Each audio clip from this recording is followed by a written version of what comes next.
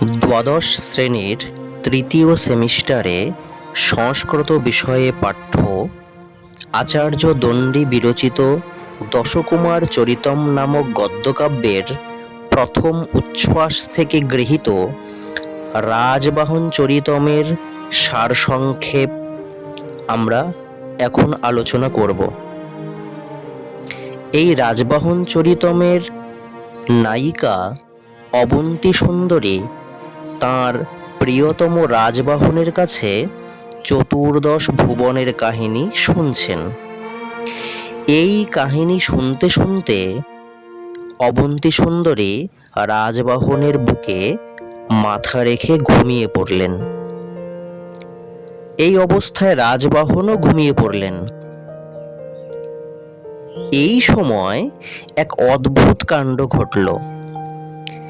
দুজনেই স্বপ্নে দেখলেন এক বুড়ো রাজহাঁসের পা দুটি পদ্মের মৃণাল দিয়ে বাঁধা।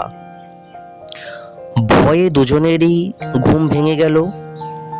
দুজনেই জেগে উঠে দেখলেন রাজবাহনের পা দুটো রূপোর শিকলে বাঁধা। ভয় ভীতস্ত্র হয়ে অবন্তী সুন্দরী তীক্ষ্ণ স্বরে কেঁদে উঠলেন।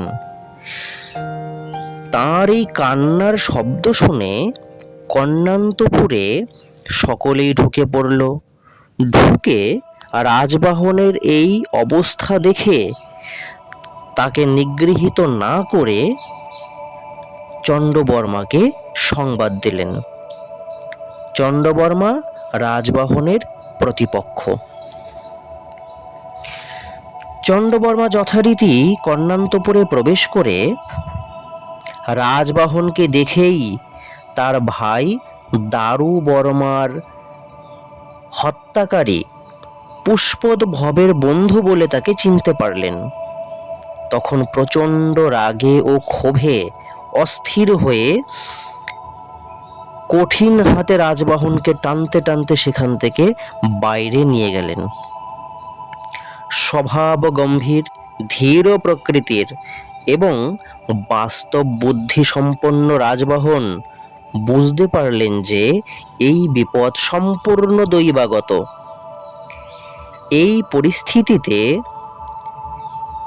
একমাত্র উপায় হচ্ছে সহিষ্ণুতা।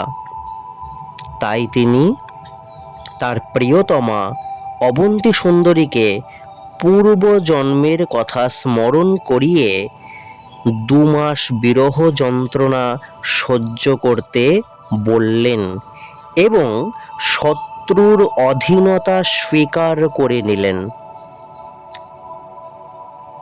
এই হচ্ছে দ্বাদশ শ্রেণীর তৃতীয় সেমিস্টারে পাঠ্য রাজবাহন চরিতমের সারসংক্ষেপ।